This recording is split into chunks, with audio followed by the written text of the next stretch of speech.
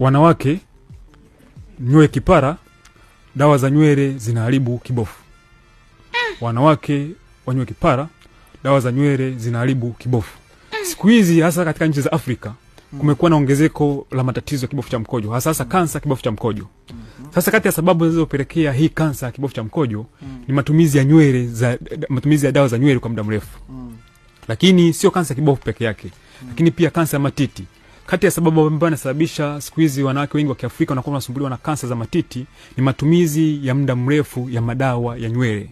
Lakini sio kansa peke yake. Matatizo ambayo yanasababishwa na matumizi ya hizi dawa za nywele kwa muda mrefu ni pamoja na uoni hafifu. Baadhi ya wanawake wamekuwa na shida ya macho, hayaoni vizuri, wanakuwa na uoni hafifu. Kati ya sababu ambayo inapelekea haya matatizo ni matumizi ya dawa za nywele.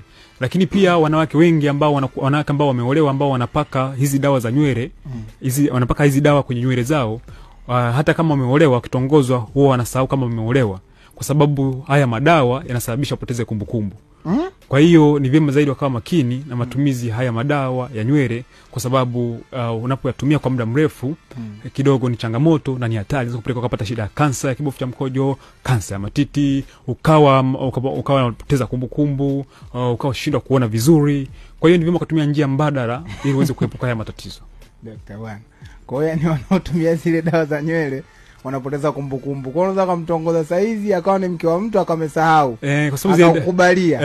Baada ya kukumbuka kumbe ameolewa, kwa sababu baada ya tendo kuisha. Kwa sababu kumbukumbu zikirudi sasa. Kwa hiyo lazima uwe mwangalifu sana.